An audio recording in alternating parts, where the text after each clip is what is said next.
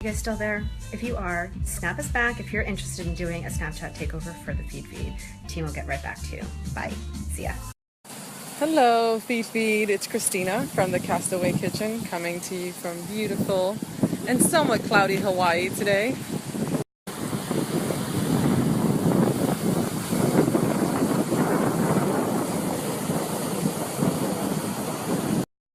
Okay, now we're headed back home to make a quiche today, a paleo quiche. So I'll see you in a few minutes.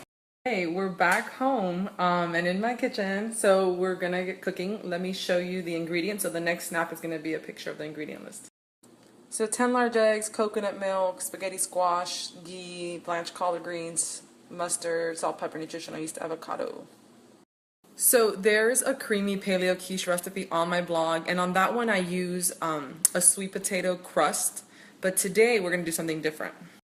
So you don't need anything fancy for a quiche. My favorite thing is to use some sort of vegetable. Today it'll be spaghetti squash to create the illusion of a crust.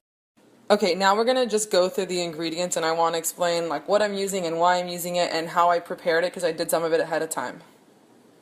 Let's start with the spaghetti squash. I make my spaghetti squash whole in the pressure cooker, which is that thing, and then I open it and seat it, and then the inside is ready to pull out.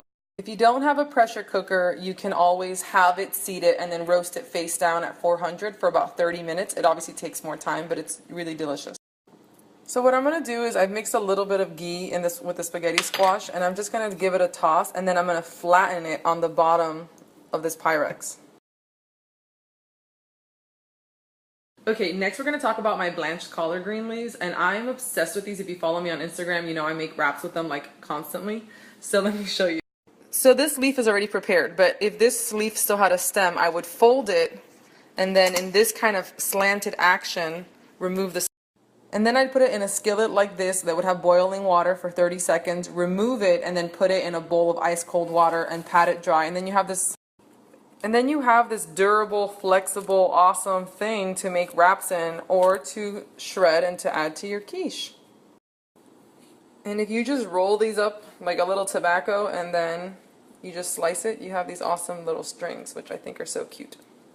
Okay, next are the eggs, obs. Pastured eggs are always best. I use 10 large eggs and 1 cup of coconut milk, which is going to give it that awesome creaminess, and don't worry, it will.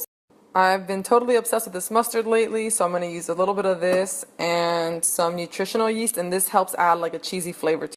And then of course the piece de resistance, this amazing ghee. And I know if you guys have seen my snaps before, I always use Tin Star. This stuff is made in small batches from Irish cows, and it's lactose and casein free, which is important for me that like I react to lactose.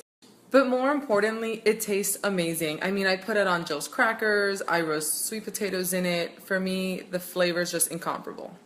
Okay, and now that I have you sold on my favorite ghee ever, I'm also doing a giveaway with them on my Instagram account, so head over to @thecastaway_kitchen.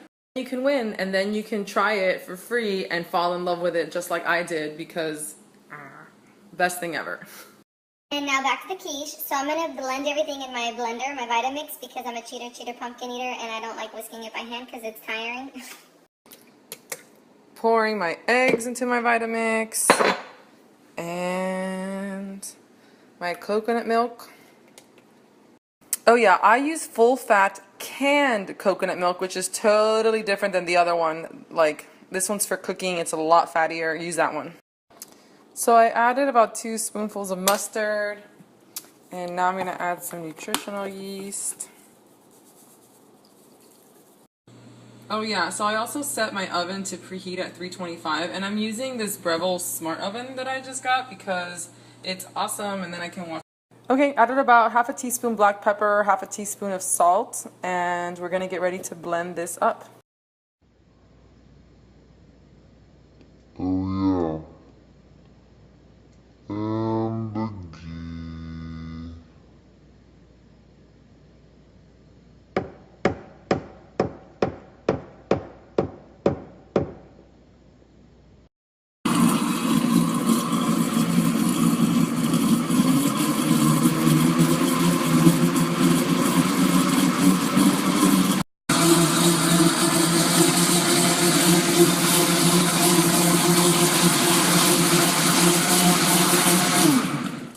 So I'm gonna sprinkle a little herbs de Provence and some salt on my spaghetti squash. I'm gonna pour my eggs into this, then add the greens and the avocado, and we're almost ready for the Pouring the eggs on. Nice and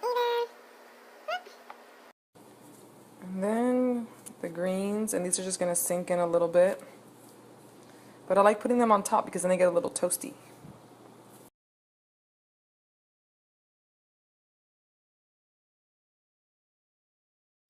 Okay, I just added a few, 2 minced garlic cloves and a few sage leaves because I can't help myself, and it's what I had in the fridge, and that's what we're working with today. So I'm putting this on top of a sheet pan before I put it in the oven because it is so full. It might overflow. I don't think it will, but in case. Okay, it's in the oven. And like I said, I doubt it'll overflow. It will expand a little bit as it heats, and then it'll go back down. And you know, no one likes to scrape egg off the bottom of the oven. Fail. So that's just a good, you know, safety net. And the great thing about this little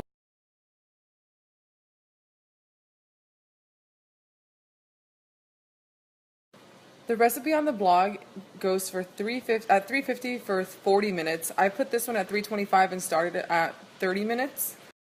And the reason I did that is because in my experience, like smaller ovens, toaster ovens, tend to like cook things faster, and this is convection.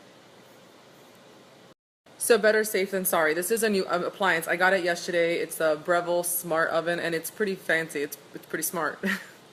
But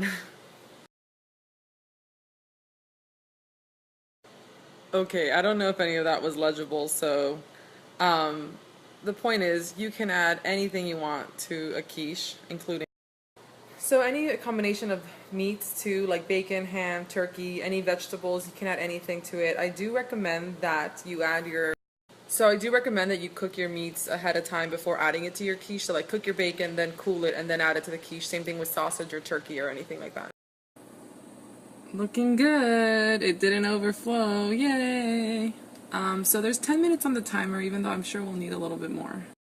Okay, let's check this out. So it's still a little soft in the middle, so I just turned off the convection. But it's looking really beautiful. So yeah, I turned off the convection but left it at 325, and I'm going to put it in for the remainder of the time. Okay guys, this bad boy's done. It definitely needs the 40 minutes, and I love how it's so deep, you know, the slices are going to be nice and tall. Pyrex, once this cools, you can just pop on the lid and save it for like weekday breakfast and have a slice each morning. Perfect.